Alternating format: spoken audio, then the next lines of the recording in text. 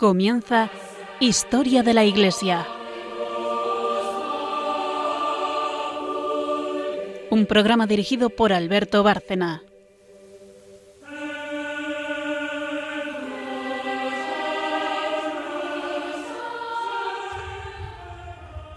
Buenas tardes, María Ornedo. Buenas tardes.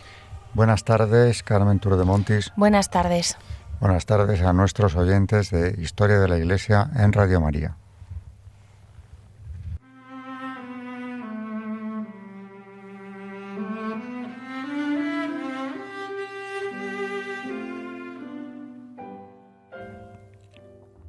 Vamos con el esquema de este programa de hoy. En la primera parte, que es historia de la Iglesia, claro.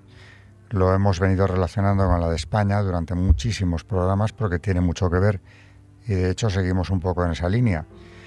Pero es que es imposible separar la historia de la Iglesia de la de España. Y por otro lado, también la de España nos sirve para ver cómo con los cambios sociales y políticos posteriores a la Revolución Francesa, la Iglesia va a sufrir una persecución. En España tenemos todos los ejemplos, de lo bueno y de lo malo. De lo bueno en lo anterior, también hubo mucho bueno, después en el 19. Veíamos el otro día la primera parte de San Antonio María Claret, una biografía, como la de tantos santos españoles de la época, enormemente edificante. En esa primera parte, Carmen nos va a hablar en la parte histórica, nos va a hablar de la gloriosa, la mal llamada gloriosa, que es la revolución que era hecha del trono, y de gloria no tenía nada. Se atrevían a gritar «Viva España con honra». ¿Con honra? Y vamos, lo que había detrás en muchos casos era un negocio fantástico. Vimos cómo, resumiendo, los que conspiraron contra ella eran generales suyos, políticos, su propio cuñado, el duque de Montpensier, y finalmente lo que traen es un sistema político. En septiembre del 68, cuando ya ella es obligada a cruzar la frontera, un sistema político que es como una interinidad en búsqueda de un rey que no sea de la Casa de Borbón, probablemente por aquello de que ella se había plantado firmemente ante las reformas anticlericales y entonces esa dinastía quedaba ya tachada.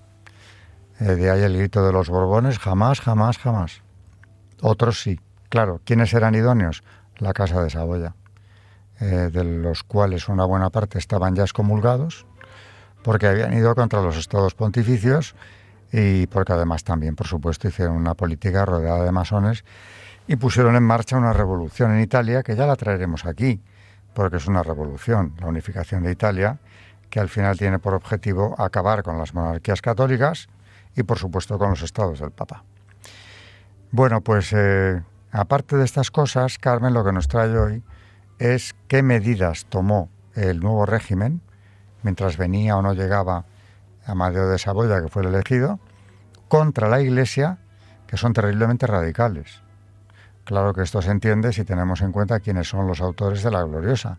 Todos, o la inmensa mayoría, son masones. Y bueno, entre ellos luego habrá luchas, incluso asesinatos, habrá de todo, pero lo que van a imponer por sistema son políticas anticlericales, yo diría que incluso anticatólicas. En la parte segunda, que es el santo que traemos al programa, Carmen continuará con la biografía de San Antonio María Claret, que en el programa anterior quedó a medias, y en la tercera sección, María Ornedo va a traer o va a seguir con milagros eucarísticos. Si no me equivoco, los que recogió San Carlo Acutis en versiones resumidas, no tan detalladas como otros milagros eucarísticos que nos ha traído, pero que es muy interesante. Un santo recogiendo, además un santo tan de ahora, ¿no?, tan joven como San Carlo Acutis, recogiendo milagros eucarísticos. Y yo creo que nunca sobra hablar de ellos, nunca, porque desde luego si Dios lleva a cabo estos milagros es con el objetivo de avivar la fe de los más escépticos, en la antigüedad igual que ahora. Este es el esquema del programa de hoy y ya en breve pues Carmen empieza con la parte histórica y la mal llamada gloriosa.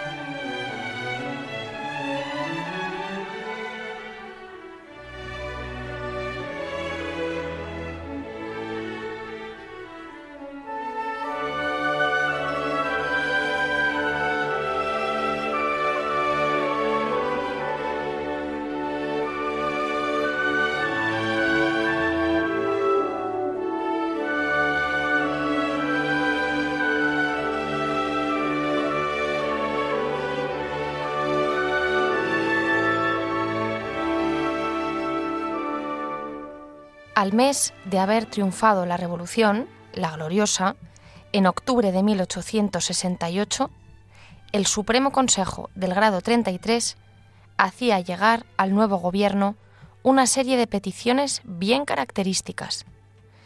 Entre otras, la supresión de las órdenes religiosas, la imposición de la escuela laica, la secularización de los cementerios y el matrimonio civil, base de la reforma de la familia. Todo un proyecto de ingeniería social, empezando por la supresión de la enseñanza religiosa y la desaparición, lo mismo que en 1820 o 1836, del clero regular. Si aún sobrevivía, fue porque la España católica había reaccionado. Todo el patrimonio de las órdenes en 1868 procedía naturalmente de recientes donaciones de los fieles. También, en 1868, volvieron las exclaustraciones. A las concepcionistas del Escorial, fundación de Sor Patrocinio, les dieron unas horas para desalojar su convento. A su fundadora, el propio arzobispo de Toledo, le ordenaba poco antes que para evitar males mayores y salvar su vida, saliera del convento enseguida y tomara el tren para Francia. Y no eran aprensiones del primado. Logró cruzar la frontera por muy poco, como dijo su secretaria. Cuando el gobierno español revolucionario tuvo noticia de la fuga de mi madre Patrocinio, telegrafió a la frontera ordenando su detención, la cual no tuvo lugar porque quiso Dios que no llegara el parte hasta minutos después de haber entrado en Francia los ilustres fugitivos. En enero de 1869 escribía el cardenal de Toledo al obispo de Bayona: entre las muchísimas calamidades que han traído a la Iglesia los actuales sucesos de España, no han sido los más pequeños, los crueles, fieros, bárbaros e inhumanos decretos que contra los institutos religiosos de uno y otro sexo han visto ya la luz. Algunas religiosas han sido arrojadas de sus conventos violentamente, otras han sido agregadas o reunidas a otras comunidades, y otras, temiéndose mayores males, han buscado su seguridad fuera de España. La Gloriosa fue un eslabón en la cadena revolucionaria que surca el siglo, en España hasta 1875. Y como siempre, se dirigía contra la Iglesia principalmente y por las razones de siempre también. Hacemos aquí un breve apunte de los grandes temas que iremos viendo en próximos programas, aunque algunos de los fines de la masonería ya los conocíamos. Eran viejos objetivos de la secta. Llegados al poder masones tan destacados, con la mal llamada Gloriosa, el Supremo Consejo del Grado 33 reclamaba a los suyos la puesta en marcha de un proyecto con 3 líneas principales: reforma de la familia, control de la enseñanza y envite a la Iglesia previo a su desmantelamiento definitivo. Y como medidas concretas, en una demostración de obediencia masónica, Ruiz Zorrilla, en enero de 1869, decretó que todas las bibliotecas y colecciones artísticas de catedrales, iglesias, monasterios y órdenes militares pasaran a poder del Estado, a la vez que suprimía de las universidades las facultades de teología.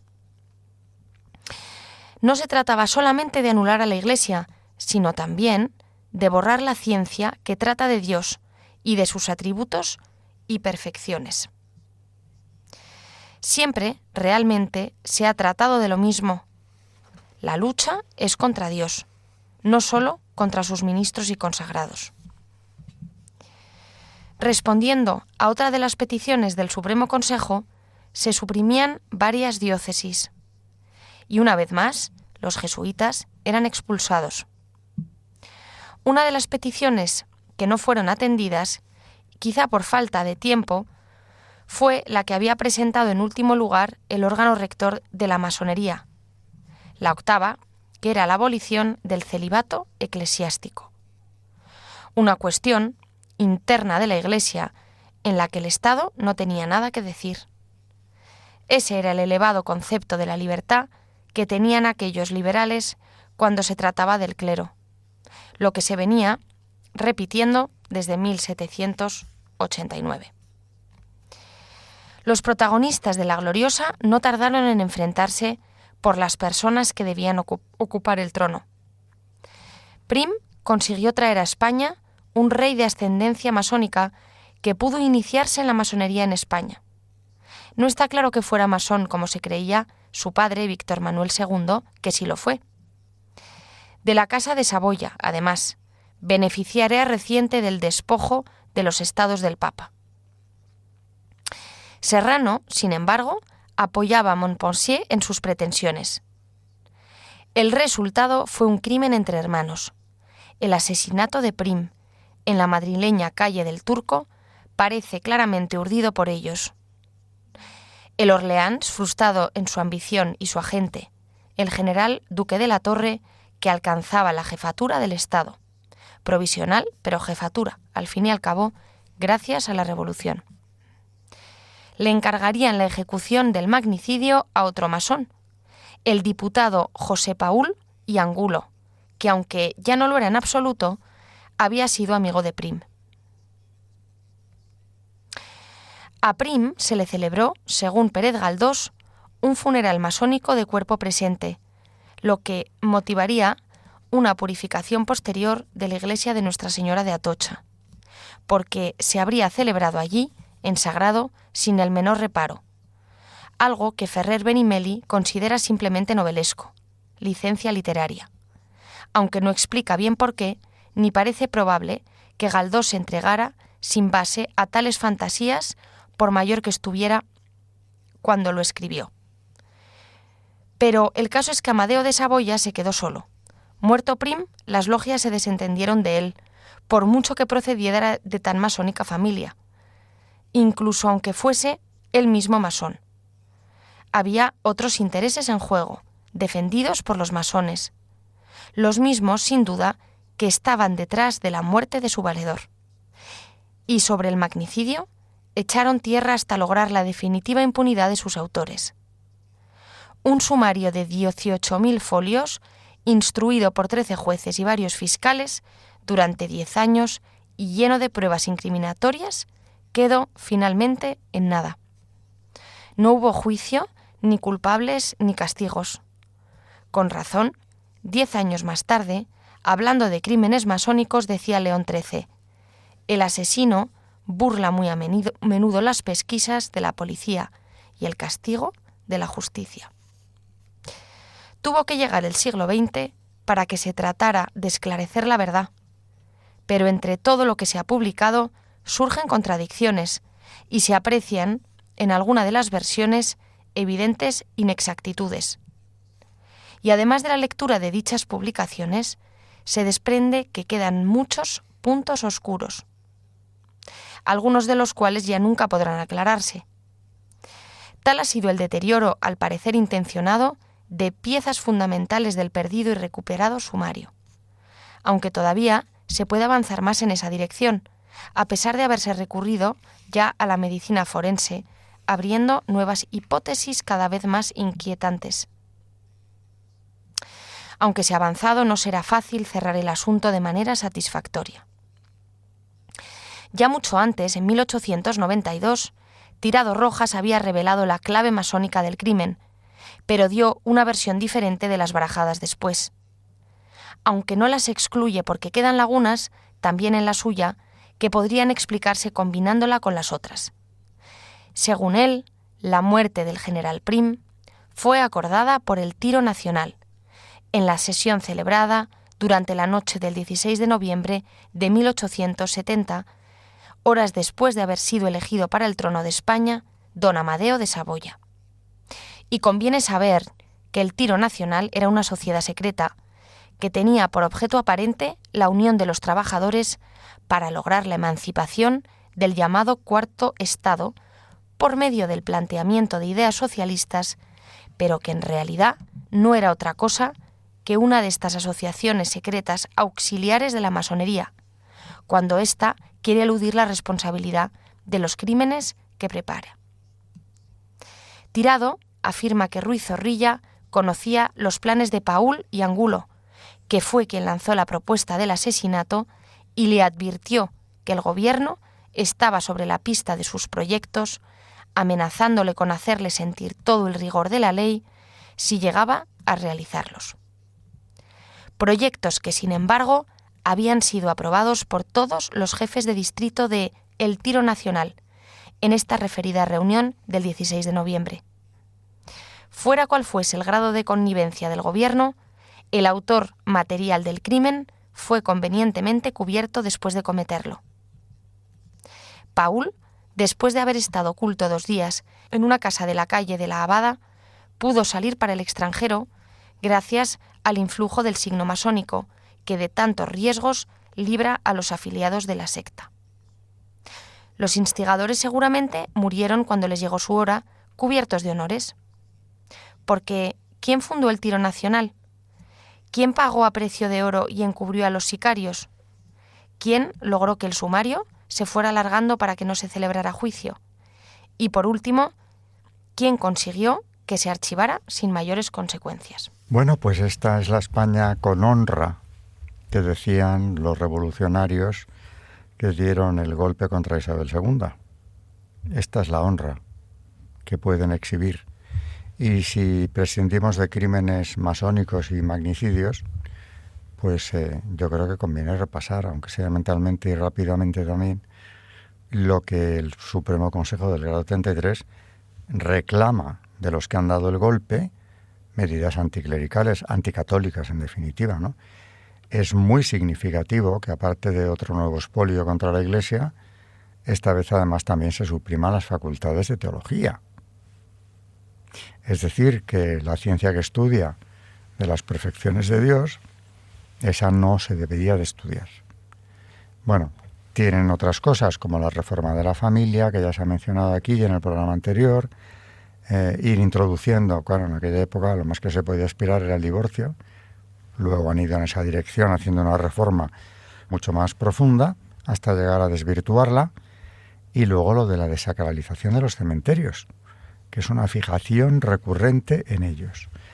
Si comparamos la España posterior a la gloriosa, hasta la avenida de Amadeo Saboya, incluso luego, ¿no?, con la anterior, a pesar de todos los golpes, pronunciamientos militares, lucha de partidos, etcétera, vemos que hay una diferencia. Y es que, al menos en sus escasas posibilidades como reina constitucional, moderó aquella situación la reina. De su relación con Sor Patrocinio, decir únicamente que las fundaciones de ella, de Sor Patrocinio, la gran parte se deben, o la mayor parte, a la protección de Isabel II.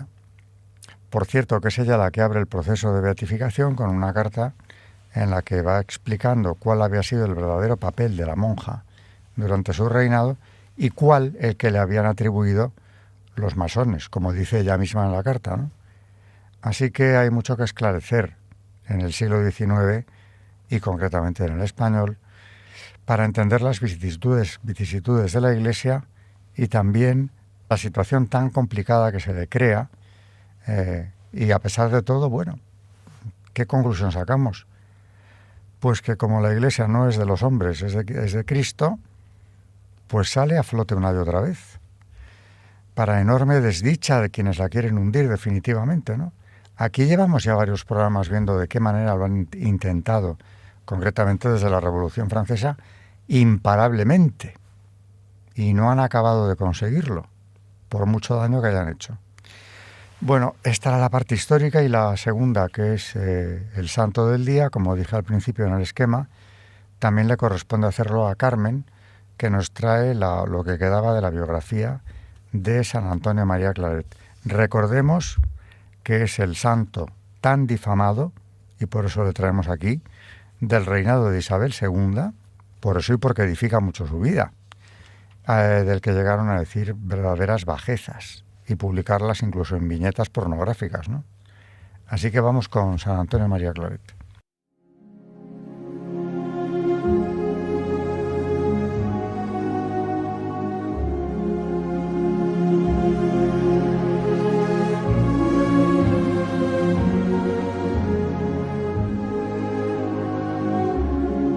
Santos en la historia de la Iglesia.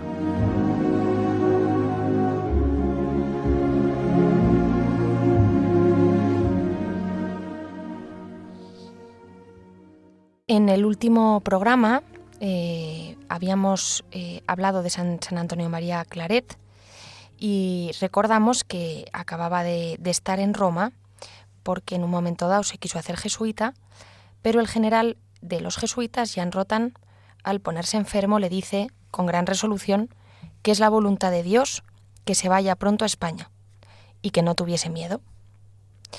Así que de nuevo en Cataluña, el vicario capitular de la diócesis de Vic, Luciano Casadevall, lo envía a la parroquia de Viladrau. Allí, ante la falta de médicos y gracias a sus conocimientos sobre las plantas del Montseny, atiende con acierto a los enfermos y adquiere fama de curandero. Como su inquietud misionera seguía viva, un 15 de agosto de 1840 decide realizar su primera misión popular. Como la parroquia estaba bien atendida, puede desplazarse para predicar misiones en poblaciones cercanas. Su superior eclesiástico, conocedor de su vocación apostólica y de los frutos de su predicación, le deja libre de toda atadura parroquial para poder dedicarse a las misiones. Así que a partir de enero de 1841 se traslada y se dedica a recorrer diferentes poblaciones de la diócesis. Por el deseo de comunión con la jerarquía y por las facultades pastorales que comportaba, solicita a Propaganda Fide el título de misionero apostólico que él llena de contenido espiritual y apostólico. Así recorre gran parte de Cataluña entre 1843 y 1848, predicando la palabra de Dios, siempre a pie y sin aceptar dinero ni regalos por su ministerio. Le mueve a ello la imitación de Cristo y de los apóstoles. Pero, a pesar de su neutralidad política, pronto va a sufrir persecuciones y calumnias por parte de quienes lo acusan de favorecer al grupo conservador. En cada población predica misiones al pueblo y dirige ejercicios espirituales. Pronto va descubriendo otros medios de apostolado. Publica devocionarios, catecismos y opúsculos. En 1848 funda la Librería Religiosa, editorial que en sus 18 primeros años lanza más de 2 millones de ejemplares de libros. Como medio eficaz de perseverancia y progreso en la vida cristiana, funda o potencia cofradías, como la del Inmaculado Corazón de María, y escribe el librito Hijas del Santísimo e Inmaculado Corazón de María, que con el tiempo inspirará el nacimiento del Instituto Secular Filiación Cordimariana. Al serle imposible predicar en Cataluña por el estallido de la Segunda Guerra Carlista, su superior le envía a las Islas Canarias.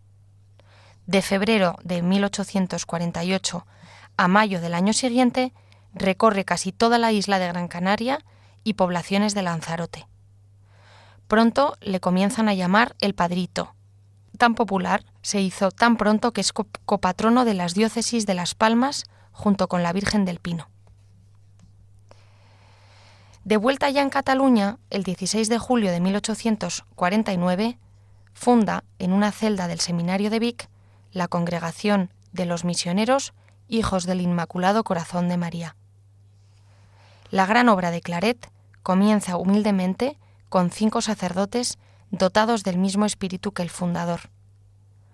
A los pocos días comunican a Mosén Antón su nombramiento como arzobispo de Santiago de Cuba.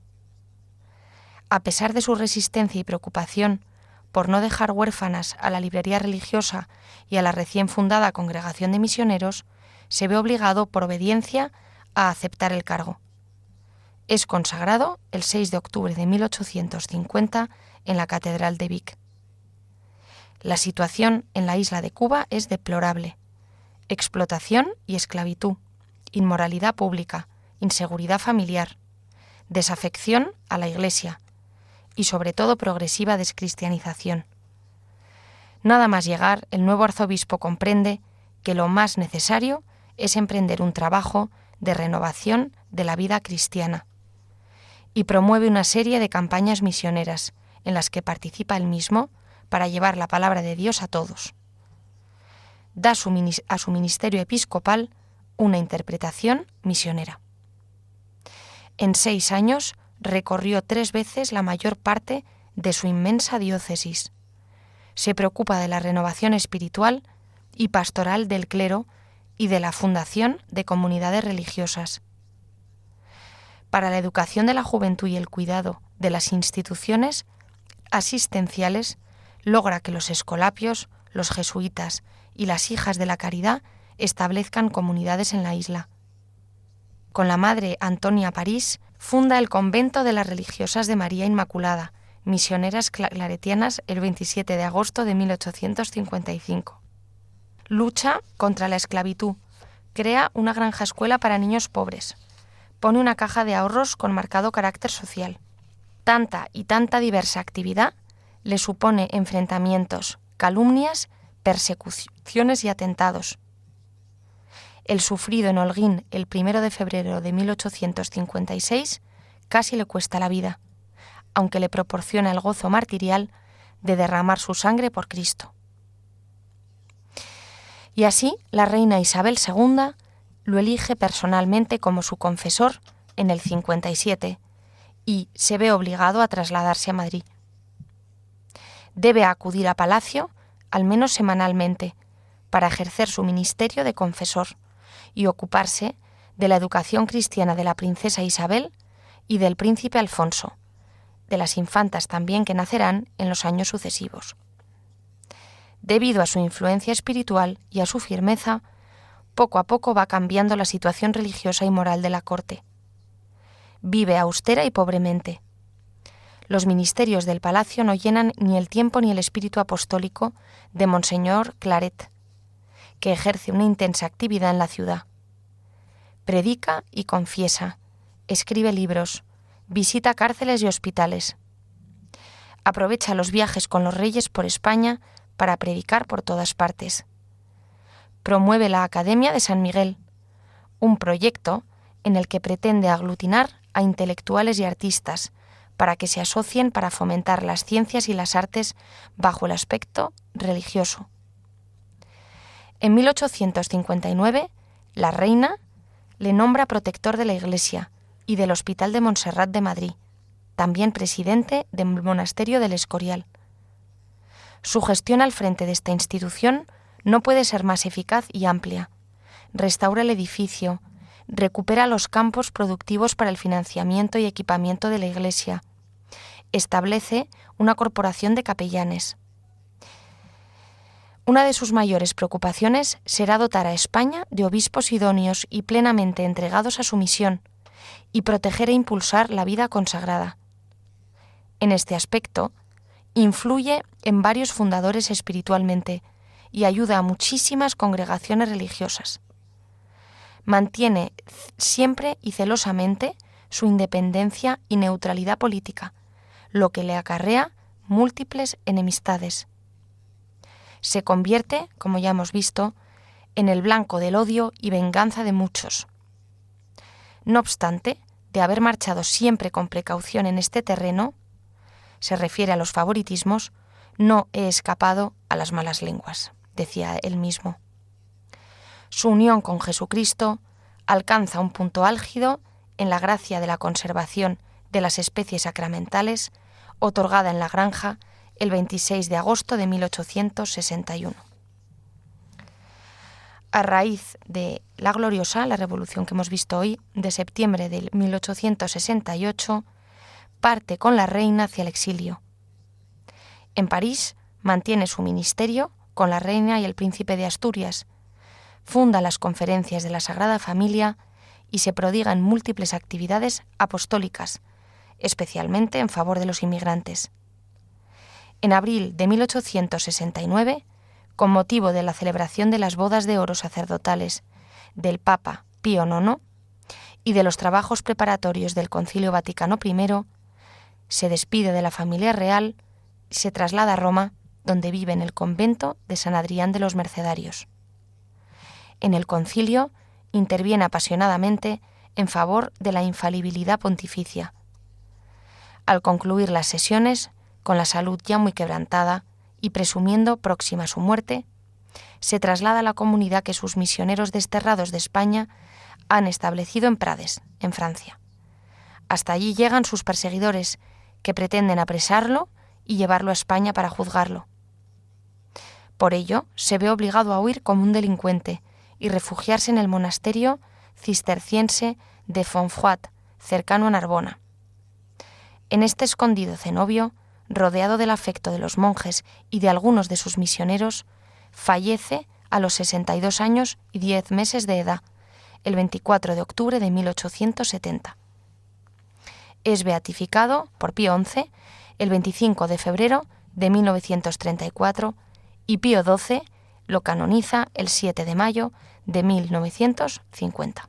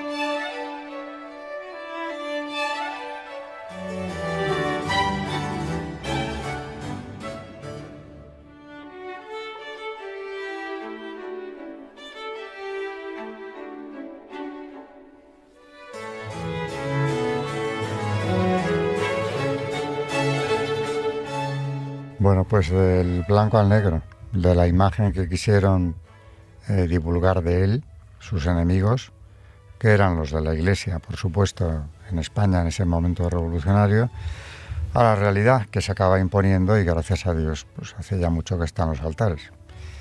Y pasamos ya a la tercera y última sección con María Ornedo, que sigue con milagros eucarísticos de los que recogió a su vez San Carlo Acutis.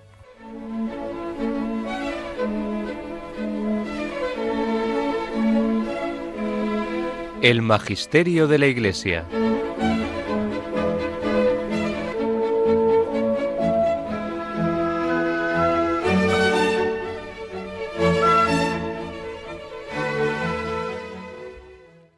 Seguimos con milagros eucarísticos. Nos habíamos quedado en el último programa a un relato de San Carlo Acutis, que ha recopilado varios milagros eucarísticos y que nos los dio a conocer en una pequeña obra que habíamos empezado en el último programa y sigo con ello. Dice: me gustaría puntualizar que antes de invitarme el arzobispo de Buenos Aires ya se había puesto en contacto con la Santa Sede para solicitar referencias sobre mi persona. Estas fueron facilitadas por Monseñor Gianfranco Girotti, que en aquella época era subsecretario de la Congregación para la Doctrina de la Fe y colaborador directo del cardenal Ratzinger. El 21 de octubre me dirigí al Laboratorio de Genética de Análisis Forense de San Francisco, que habría tenido que realizar análisis de las muestras que había llevado. El 28 de enero del 2000 hallaron fragmentos del ADN humano en las muestras. Se trataba de sangre humana que contenía código genético humano. En el mes de marzo del año 2000 se me informó de que también participaría en este análisis el famoso doctor Robert Lawrence, médico forense histopatólogo, uno de los máximos expertos en tejidos. Me asustó la participación de este doctor porque habría conllevado costes importantes que yo habría tenido que soportar.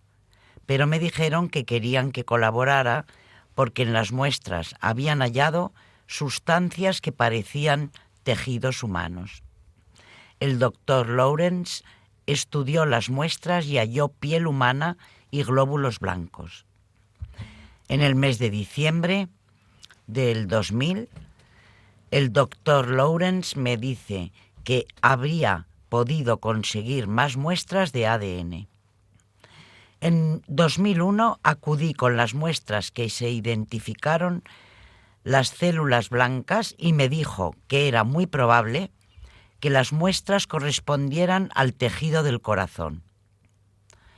Los resultados obtenidos con las muestras eran similares a los de los estudios realizados con la hostia del milagro del anciano.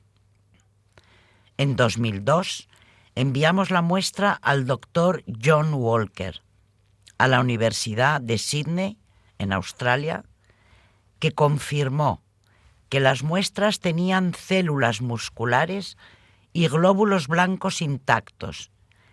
Y todos saben que los glóbulos blancos, 15 minutos de estar fuera de nuestro cuerpo, se desintegran. Y en este caso ya habían pasado 6 años. En el mes de septiembre de 2003 volví a acudir al doctor Lawrence, que me confirmó que teniendo en cuenta las nuevas investigaciones, se podía llegar a la conclusión de que la muestra podría corresponder al tejido de un corazón inflamado. Por tanto, los estudios habían demostrado que estos tejidos eran de un corazón inflamado. Esto quería decir que la persona a la que pertenecía tenía que haber sufrido mucho. Para aclarar nuestras dudas, el 2 de marzo de 2004 acudimos al mejor experto en patologías cardíacas y medicina forense del corazón, el doctor Frederick Zugibe de Nueva York, de la Universidad de Columbia. Sin embargo, el doctor no sabía que la muestra que le había llevado procedía de una hostia consagrada. La muestra que me ha traído, me dijo el doctor Frederick Zugibe, es el músculo del corazón, del miocardio. Concretamente, es el ventrículo izquierdo. Y me confirmó que mi paciente tenía que haber sufrido mucho. Entonces le pregunté: doctor, ¿por qué ha sufrido mucho mi paciente? Él me respondió: porque su paciente sufrió trombos. En algunos momentos no podía respirar, no le llegaba oxígeno, le costaba respirar y ha sufrido mucho porque cada aspiración era dolorosa. Probablemente le han dado un golpe a la altura del pecho. Además, el corazón presentaba una actividad dinámica, viva, cuando me ha traído la muestra. Y yo le pregunto, ¿por qué? Porque hemos encontrado glóbulos blancos intactos. Y los glóbulos blancos solo los transporta la sangre. Y por tanto, si aquí hay glóbulos blancos, es porque cuando usted me ha traído la muestra, estaba latiendo. Entonces el doctor preguntó a quién pertenecía esta muestra. Cuando le dijimos que procedía de una hostia consagrada, exclamó: «No me lo creo». Se impresionó muchísimo. El mismo doctor nos había mostrado en un libro el caso de una paciente suya que sufría las mismas lesiones de la muestra que le habíamos llevado.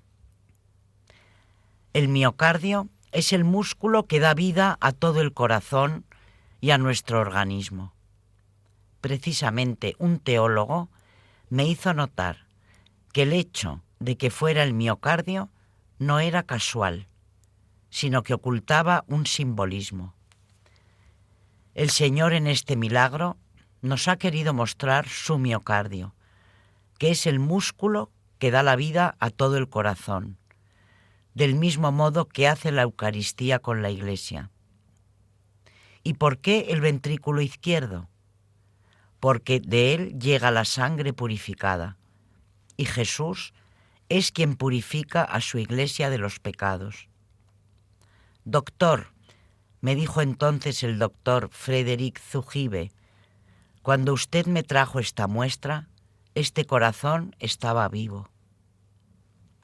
Su informe se envió el 26 de marzo de 2005, 5 años y medio después de que empezaran los estudios, y las conclusiones fueron: se trata de tejido del corazón, sufre cambios degenerativos del miocardio, y estos cambios se deben al hecho de que las células están inflamadas, y se trata del ventrículo izquierdo del corazón. El 17 de marzo de 2006 llevé los resultados al cardenal Jorge María Bergoglio.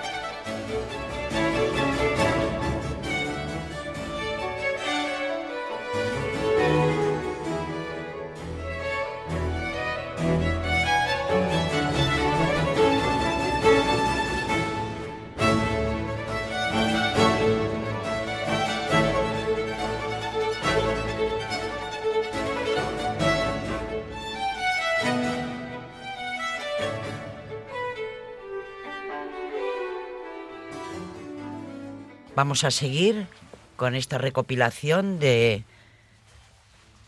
San Carlo Acutis, ahora con Colombia, Tumaco, 1906. Cuando pensamos en milagros eucarísticos, nos solemos referir a sucesos en que la hostia consagrada se convierte en la carne y la sangre de Cristo. Pero hay otros en los cuales la propia hostia consagrada ha sido el vehículo por el cual se ha realizado un milagro. Uno de los más conocidos de estos milagros es el de Tumaco, Colombia, donde una hostia consagrada fue el vehículo sobre el que oró toda la población para evitar un tsunami que hubiera barrido la ciudad. El suceso tuvo lugar el 31 de enero de 1906 en el pueblo de Tumaco, situado en una pequeñísima isla en la parte occidental de Colombia, bañada por el Océano Pacífico. El maremoto de 1906, ocurrido en las costas del Pacífico, causó grandes daños en varias zonas. Hallábase allí el reverendo padre Fray Gerardo Larrondo de San José, teniendo como auxiliar en la cura de almas al padre Fray Julián Moreno de San Nicolás de Tolentino, ambos recoletos. En su testimonio acerca de lo acontecido describe: de pronto una ola enorme cubrió el puerto. Entró en el mercado llevándose todo. Las embarcaciones que estaban en tierra fueron lanzadas a gran distancia, causando innumerables desgracias. La isla de Tumaco milagrosamente sobrevivió de la catástrofe, gracias a la fe de sus habitantes y a la bendición que impartió el padre Gerardo Larrondo con el Santísimo Sacramento.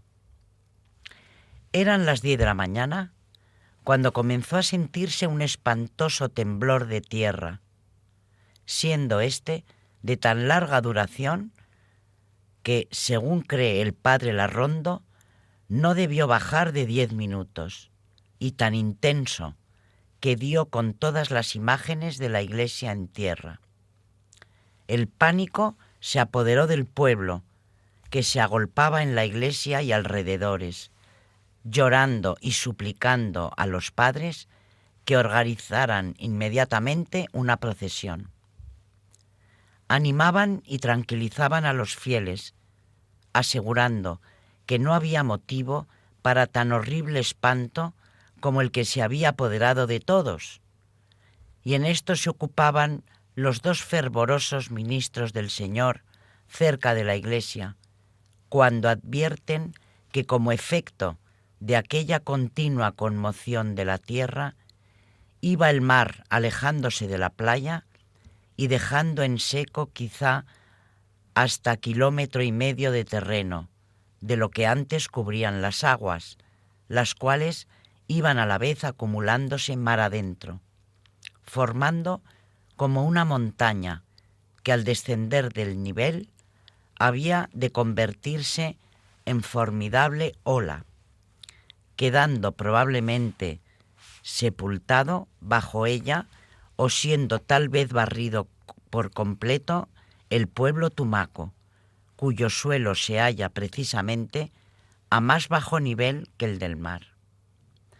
Aterrado entonces el padre Larrondo, acercándose precipitadamente hacia la iglesia, sumió a toda prisa las hostias del sagrado copón, reservándose solamente la hostia grande, y acto seguido, vuelto hacia el pueblo, llevando el copón en una mano y en la otra a Jesucristo sacramentado, exclamó: «Vamos, hijos míos, vamos todos hacia la playa y que Dios se apiade de nosotros».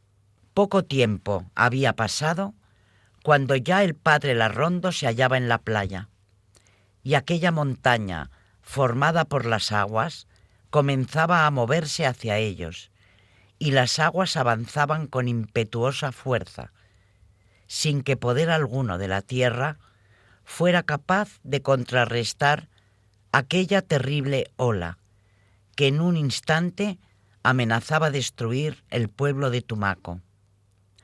No se acobardó el fervoroso sacerdote, al contrario, descendió intrépido a la arena y, colocándose dentro de la jurisdicción ordinaria de las aguas, en el instante mismo en que la ola estaba ya llegando y crecía hasta el último límite el terror y la ansiedad de la muchedumbre, levantó con mano firme y con el corazón lleno de fe la sagrada hostia a la vista de todos y trazó con ella en el espacio la señal de la cruz. La ola avanza un paso más y, sin tocar el sagrado copón, que permanece elevado, viene a estrellarse contra el ministro de Jesucristo, alcanzándole el agua solamente hasta la cintura. Apenas se percató el padre Larrondo de lo que acababa de suceder, cuando oyó primeramente al padre Julián, que se hallaba a su lado, y luego a todo el pueblo en masa, que exclamaban con euforia: «¡Milagro!». En efecto, como si hubiera sido detenida por una fuerza invisible y superior a la naturaleza, la potente ola que amenazaba con borrar de la tierra al pueblo de Tumaco había iniciado su retroceso, mientras el mar regresaba a su nivel normal. Los habitantes de Tumaco, en medio de la euforia y la alegría por haber sido salvados de la muerte. Muy buena esta recopilación y además menos conocida que otros milagros eucarísticos que hemos traído aquí y que son mucho más antiguos y por eso también más conocidos.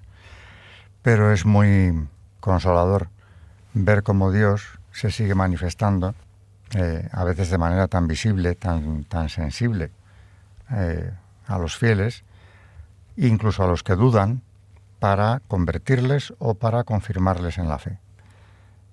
No hemos acabado, milagros eucarísticos hay más, desde luego, muchos más. Pero esta colección recopilada por San Carlo Acutis es muy interesante y, como digo, recoge algunos de los milagros eucarísticos más recientes. Nos tenemos que despedir ya, así que buenas tardes y gracias, María Ornedo. Buenas tardes y muchas gracias. Buenas tardes, Carmen Turdemontis. Buenas tardes y gracias. Y recordar también a nuestros oyentes que pueden escribirnos al correo del programa historiadeliglesia@radiomaria.es y volver a escuchar este programa en el podcast de Radio María, Historia de la Iglesia. Buenas noches a todos nuestros oyentes de Historia de la Iglesia en Radio María.